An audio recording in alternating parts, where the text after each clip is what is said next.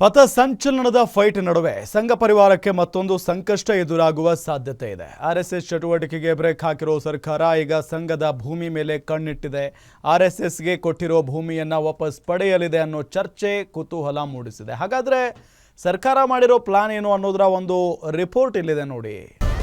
RSS ಭೂಮಿ ಮೇಲೆ ಕಣ್ಣು, ಏನಿದು ಮಹತ್ವದ ನಿರ್ಧಾರ?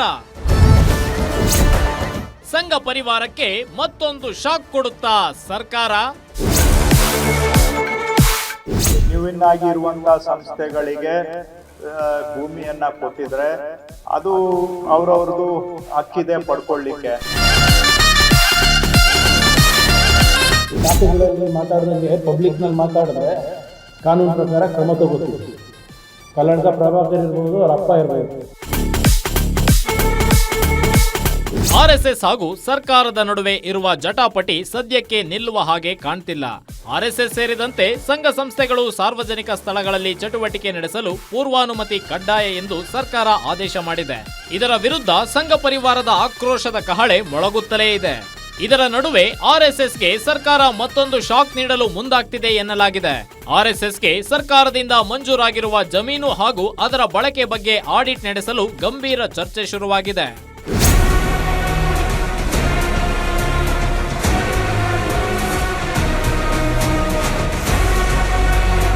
ಇನ್ನು ರಾಜ್ಯದಲ್ಲಿ ಆರ್ಎಸ್ಎಸ್ನ ಸಂಪೂರ್ಣವಾಗಿ ಕಟ್ಟಿ ಹಾಕಲು ಸರ್ಕಾರ ಪ್ರಯತ್ನಿಸುತ್ತಿದ್ದು, ಆರ್ಎಸ್ಎಸ್ನ ಆದಾಯದ ಬಗ್ಗೆ ಪ್ರಶ್ನೆ ಮಾಡ್ತಿದೆ. ಜೊತೆಗೆ ಸರ್ಕಾರದಿಂದ ಆರ್ಎಸ್ಎಸ್ ಚಟುವಟಿಕೆ ಕೊಟ್ಟಿರುವ ಭೂಮಿಯನ್ನ ಹಿಂಪಡೆಯಲು ಸರ್ಕಾರ ತೀರ್ಮಾನಿಸಿದ್ದು, ಸಂಘದ ಕಚೇರಿಗಳು, ಶಾಲೆಗಳು ಎಲ್ಲವನ್ನೂ ಕೂಡ ಈಗ ವಾಪಸ್ ಪಡೆಯಲು ಸರ್ಕಾರ ಮುಂದಾಗ್ತಿದೆ. ಈ ವಿಚಾರವಾಗಿ ಮಾತನಾಡಿರುವ ಕಾಂಗ್ರೆಸ್ ನಾಯಕರು, ಅರ್ಹತೆ ಇರೋ ಸಂಸ್ಥೆಗಳಿಗೆ ಜಾಗ ಕೊಟ್ಟಿದ್ರೆ ಓಕೆ, ಇಲ್ಲ ಅಂದ್ರೆ ಪರಿಶೀಲನೆ ಮಾಡ್ತೀವಿ ಎಂದಿದ್ದಾರೆ. ನೋಡಿ, ನಾನು ಆರಂಭದಲ್ಲೂ ಹೇಳಿದ್ದೇನೆ, ಜೆನ್ಯೂನ್ ಆಗಿರುವಂತಹ ಸಂಸ್ಥೆಗಳಿಗೆ ಭೂಮಿಯನ್ನ ಕೊಟ್ಟಿದ್ರೆ ಅದು ಅವ್ರವ್ರದ್ದು ಹಕ್ಕಿದೆ ಪಡ್ಕೊಳ್ಳಿಕ್ಕೆ. ಆದರೆ ಅವುಗಳ ಹೆಸರಿನಲ್ಲಿ ಅನಗತ್ಯವಾಗಿ ಜಮೀನುಗಳನ್ನು ಪಡ್ಕೊಂಡಿದ್ರೆ ಮತ್ತು ಯಾವುದ್ಯಾವುದೋ ಅರ್ಹ ಇಲ್ಲದೆ ಸಂಸ್ಥೆಗಳಿಗೆ ಜಮೀನನ್ನು ಕೊಟ್ಟಿದ್ರೆ ಅಂತದನ್ನ ನಾವು ರೀಕನ್ಸಿಡರ್ ಮಾಡ್ತೇವೆ ಅಂತ ನಾನು ಆರಂಭದಲ್ಲೂ ಹೇಳಿದ್ದೇನೆ. ಇವತ್ತಿಗೂ ನಂದು ಸ್ಟ್ಯಾಂಡ್ ಅಷ್ಟೇ.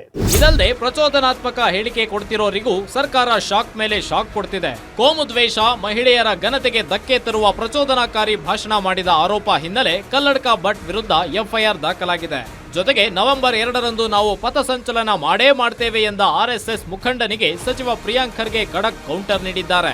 ಕಾನೂನು ಎಲ್ಲರಿಗೂ ಒಂದೇ, ಸಂವಿಧಾನಕ್ಕಿಂತ ಕಲ್ಲಡ್ಕ ದೊಡ್ಡವರ ಅಂತ ಗುಡುಗಿದ್ದಾರೆ. ಇಂಥ ಪ್ರಚೋದನಾಕಾರಿ ಹೇಳಿಕೆಗಳನ್ನು ಕೊಡೋದು ಬಿಟ್ಟು ಕಾನೂನು ಪಾಲನೆ ಮಾಡಿದ್ರೆ ಒಳ್ಳೆಯದು ಎಲ್ಲರಿಗೂ, ಅವರಿಗೆ, ಅವ್ರ ಸಂಸ್ಥೆಗಳಿಗೆ. ಸುಮ್ಮನೆ ಬಾಯಿಗೆ ಬಂದಂಗೆ ಮಾತಾಡೋಕ್ಕಾಗಲ್ಲ. ಶಾಖೆಗಳಲ್ಲಿ ಮಾತಾಡ್ದಂಗೆ ಪಬ್ಲಿಕ್ನಲ್ಲಿ ಮಾತಾಡಿದ್ರೆ ಕಾನೂನು ಪ್ರಕಾರ ಕ್ರಮ ತಗೋತೀವಿ. ಕಲ್ಲಡ್ಕ ಪ್ರಭಾಕರ್ ಇರ್ಬೋದು, ಅವ್ರ ಅಪ್ಪ ಇರ್ಬೋದು. ಒಟ್ನಲ್ಲಿ ದಿನೇ ದಿನೇ ಆರ್ಎಸ್ಎಸ್ ಹಾಗೂ ಸರ್ಕಾರದ ನಡುವಿನ ಕಾವು ಹೆಚ್ಚಾಗ್ತಿದ್ದು, ಚಟುವಟಿಕೆಗಳಿಗೆ ಬ್ರೇಕ್ ಹಾಕಿದ ಹಾಗೆ ಮುಂದಿನ ದಿನಗಳಲ್ಲಿ ಭೂಮಿಯನ್ನ ಕೂಡ ವಾಪಸ್ ಪಡೆಯುತ್ತಾ ಎಂಬುದನ್ನ ಕಾದ್ ನೋಡಬೇಕಿದೆ. ಕವನ Shivanna, political bureau, guarantee news.